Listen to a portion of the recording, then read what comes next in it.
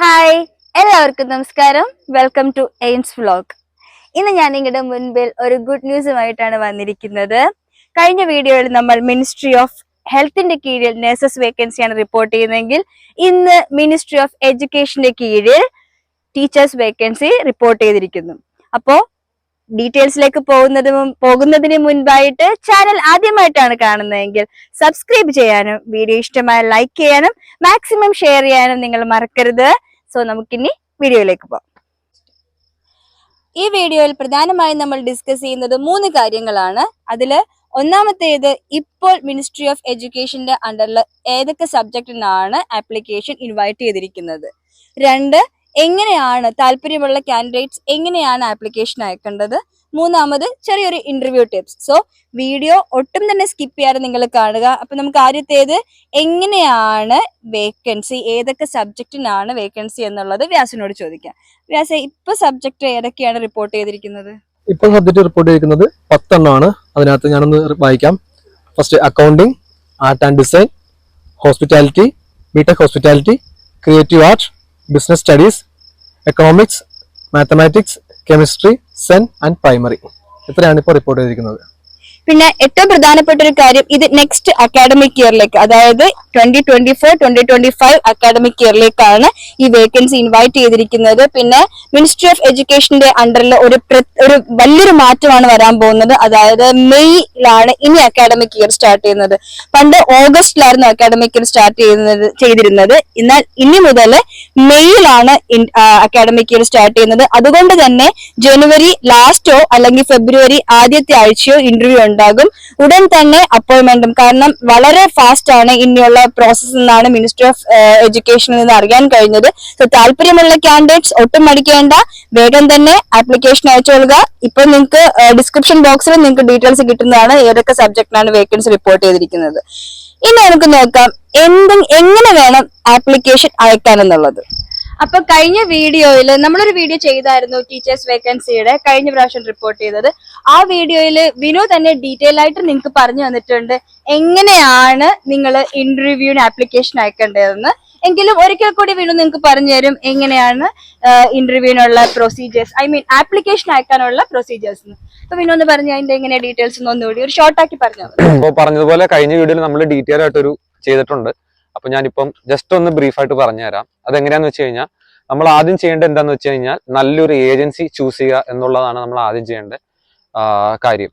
അപ്പൊ agency choose ചെയ്ത് കഴിഞ്ഞിട്ട് നമ്മൾ ആപ്ലിക്കേഷൻ കൊടുക്കണം. അപ്പോൾ ആപ്ലിക്കേഷൻ കൊടുക്കുന്നതിന്റെ പ്രൊസീജിയർ ആണ്, എല്ലാ ഏജൻസിക്കും ഒരു ഗൂഗിൾ ഫോം ഉണ്ടാവും. അപ്പൊ നമ്മൾ അതിനകത്ത് കയറിയിട്ട് നമ്മുടെ സർട്ടിഫിക്കറ്റ്സ് എന്ന് പറയുമ്പോൾ നമ്മുടെ എല്ലാ സർട്ടിഫിക്കറ്റും ഹോൾഡ് ചെയ്തുകൊണ്ടിരിക്കുന്ന ഫോട്ടോ എന്ന് വെച്ച് കഴിഞ്ഞാൽ എഡ്യൂക്കേഷൻ സർട്ടിഫിക്കറ്റ്സ് എല്ലാം വേണം. SSLC, +2, ഗ്രാജുവേഷൻ, BEd ഉണ്ടെങ്കിൽ അത് നമ്മൾ ഹോൾഡ് ചെയ്ത് പിടിച്ചുകൊണ്ട് നിൽക്കുന്ന ഫോട്ടോസ്. അതുപോലെ തന്നെ നമ്മുടെ പാസ്പോർട്ട് ഡീറ്റെയിൽസ് ഒക്കെ എൻ്റർ ചെയ്യുമ്പോൾ നമ്മൾ ശരിക്കും ശ്രദ്ധിക്കേണ്ട കാര്യമാണ്.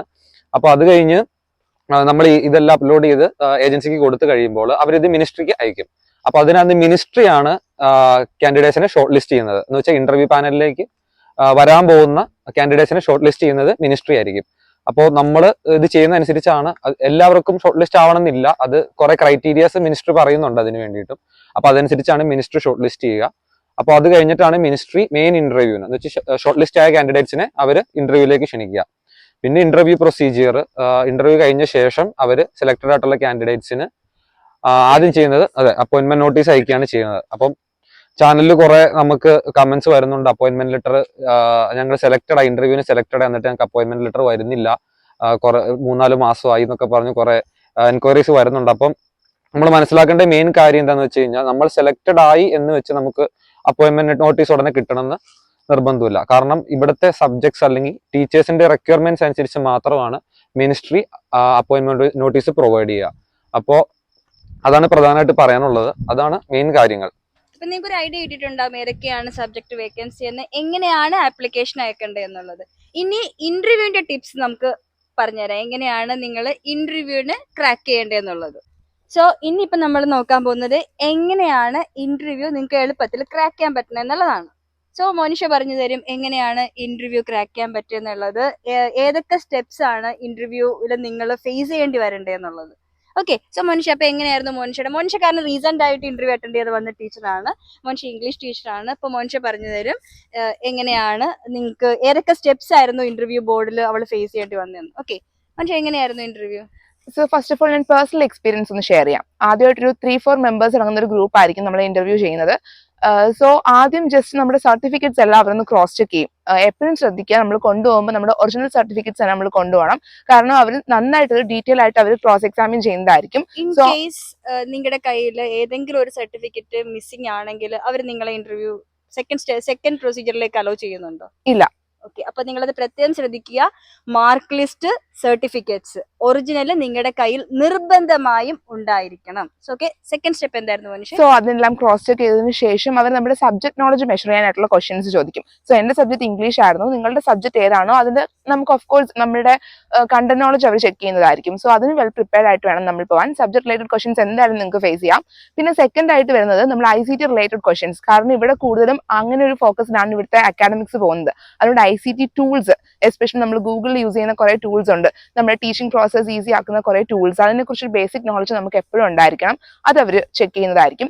പിന്നെ ലൈക്ക് വേർഡ്, PPT, എക്സൽ. കാരണം ഇത് മൂന്നും ഇവിടെ കമ്പ്യൂട്ടറൈസ്ഡ് ആണ് ഫുള്ള്. അതുകൊണ്ട് നിങ്ങൾ വരുമ്പോൾ ഒരു ലാപ്ടോപ്പ് നിർബന്ധമായി നിങ്ങളുടെ കയ്യിൽ ഉണ്ടായിരിക്കണം. കാരണം എല്ലാ ക്ലാസ്സസും PPT ബേസ്ഡ് ആണ് പോയിക്കുന്നത്. ICT ആണ്, സ്മാർട്ട് ക്ലാസ് റൂം ആണ്. അപ്പോൾ അതുകൊണ്ട് തന്നെ പ്രധാനമായിട്ടും ലാപ്ടോപ്പ് കയ്യിൽ ഉണ്ടായിരിക്കണം. ലാപ്ടോപ്പ് ഉണ്ടാകുന്ന മാത്രമല്ല കൂടെ ഈ കാര്യങ്ങൾ. കാരണം ഇന്റർവ്യൂ ബോർഡിന്റെ ക്വസ്റ്റ്യൻസ് ഞാൻ 2019 ഇന്റർവ്യൂ അറ്റൻഡ് ചെയ്തപ്പോൾ എന്നോട് പറഞ്ഞത് ഒരു PPT ഒരു സ്ലൈഡ് പ്രിപ്പയർ ചെയ്യാനും പിന്നെ അതിനുശേഷമായിരുന്നു ഡെമോ ക്ലാസ് എടുക്കാനും. തേർഡ് സ്റ്റെപ്പ് എന്തായിരുന്നു മോനിഷയ്ക്കുള്ള? അതിനുശേഷം നമ്മൾ BEdനൊക്കെ പഠിക്കുന്ന ഒരു ഏരിയയാണ് നമ്മുടെ aptitude related questions. For example, ഒരു ക്ലാസ് റൂം കോണ്ടെക്സ്റ്റ് അവർ തന്നിട്ട് ആസ് എ ടീച്ചർ നിങ്ങൾ ഈ ഒരു കോണ്ടെക്സ്റ്റിൽ വരുമ്പോൾ നിങ്ങൾ എങ്ങനെ ബിഹേവ് ചെയ്യും. ഫോർ എക്സാമ്പിൾ, ക്ലാസ്സിൽ ഒരു കുട്ടി ഇങ്ങനെ ബിഹേവ് ചെയ്താൽ ആസ് എ ടീച്ചർ നിങ്ങൾ അത് എങ്ങനെ റിയാക്ട് ചെയ്യുന്ന ഒരു കോണ്ടെക്സ്റ്റിൽ അങ്ങനത്തെ ക്വസ്റ്റ്യൻസ് ചോദിക്കാം. സോ അതിന് നമ്മൾ പ്രിപ്പയർ ആയിരിക്കണം. നമ്മൾ ഓൾറെഡി അങ്ങനത്തെ ക്വസ്റ്റ്യൻസ് നമ്മൾ കോമ്പറ്റേറ്റീവ് എക്സാംസിനൊക്കെ നമ്മൾ ഫേസ് ചെയ്യുന്നതാണ്. സോ അതിന് പോസിറ്റീവ് ആയിട്ടുള്ള എപ്പോഴും നമ്മൾ ആസ് എ ടീച്ചർ റിലേറ്റഡ് ആയിട്ടുള്ള ഒരു ആസ്പെക്ടിൽ നിന്നുകൊണ്ട് വേണം അങ്ങനത്തെ ക്വസ്റ്റ്യൻസ് വരുമ്പോഴത്തേക്കും കുറച്ചുകൂടെ നമ്മളൊന്ന് ചിന്തിച്ച് വേണം ഉത്തരം പറയാനായിട്ട്. സോ ഈ ഒരു 3 ഏരിയ, അതായത് നമ്മുടെ subject related questions, ICT, demo class, then teacher aptitude relation questions, ഇങ്ങനത്തെ ഏരിയാസ് ആണ് നമ്മൾ കൂടുതൽ ഫോക്കസ് കൊടുത്ത് ചെയ്യേണ്ടത്. പിന്നെ ഡെമോ ക്ലാസ് എല്ലാവർക്കും തന്നെ ഉണ്ടാകത്തില്ലെന്ന് തോന്നുന്നു അല്ലേ? കുറച്ച് സെലക്ടഡ് ആയിട്ടുള്ള കാൻഡിഡേറ്റ്സിന് മാത്രമേ അവർ ഡെമോ ക്ലാസ് എടുക്കാൻ വേണ്ടിയിട്ട് പറയുന്നുള്ളൂ. അപ്പോൾ പ്രധാനമായിട്ടും ഇന്റർവ്യൂവിൽ ശ്രദ്ധിക്കേണ്ടത് first certificate verification, original certificates എല്ലാം തന്നെ നിങ്ങളുടെ കയ്യിൽ ഉണ്ടായിരിക്കണം.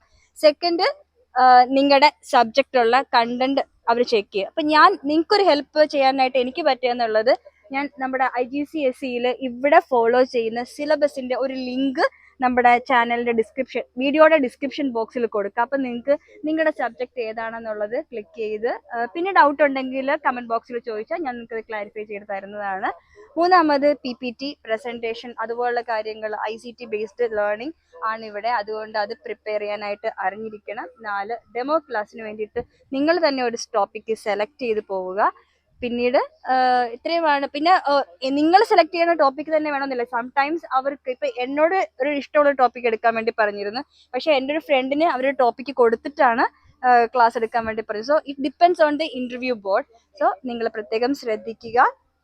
പിന്നെ വൈറ്റ് ബോർഡ് യൂസ് ചെയ്ത് വേണം ക്ലാസ് എടുക്കാനായിട്ട്. അതൊരിക്കലും മറക്കരുത്. കാരണം അവിടെ ബോർഡും മാർക്കറും ഒക്കെ ഉണ്ടാവും. നിങ്ങൾ വൈറ്റ് ബോർഡ് യൂസ് ചെയ്ത് ക്ലാസ് എടുക്കുക. നമ്മൾ അങ്ങോട്ട് പോയിട്ട് ലെക്ചറിങ് അല്ല ഇവിടെ വേണ്ടത്. ഇവിടെ വേണ്ടത് സ്റ്റുഡൻറ് സെന്റേർഡ് ലേണിംഗ് ആണ്. സോ ക്ലാസ് എടുക്കുമ്പോൾ വൈറ്റ് ബോർഡ് യൂസ് ചെയ്യുക. യൂസ് ചെയ്തതിന് ശേഷം വൈറ്റ് ബോർഡ് റബ് ചെയ്യാനും മറക്കരുത്. ഇതൊക്കെയാണ് ഇന്റർവ്യൂവിൽ പ്രധാനമായിട്ടും നിങ്ങൾ ശ്രദ്ധിക്കേണ്ട കാര്യങ്ങൾ. ഇനി ഒരു വീഡിയോ കൂടി നമ്മൾ ഓരോ സബ്ജക്റ്റിനും എങ്ങനെയാണ് നിങ്ങൾ ഒരുങ്ങേണ്ടെന്നുള്ളൊരു വീഡിയോ കൂടി ഉടനെ തന്നെ ചെയ്യുന്നതാണ്. ഇത്രയുമാണ് ഇന്നത്തെ വീഡിയോയിൽ എനിക്ക് നിങ്ങളോട് ഷെയർ ചെയ്യാനുള്ളത്. സോ ഈ വീഡിയോയിലൂടെ നിങ്ങൾക്ക് പ്രധാനപ്പെട്ട കാര്യങ്ങൾ മനസ്സിലായി കാണുമെന്ന്, നിങ്ങൾക്ക് ഉപകാരപ്പെടുമെന്ന് ഞാൻ വിശ്വസിക്കുന്നു. So just signing off. Bye, take care.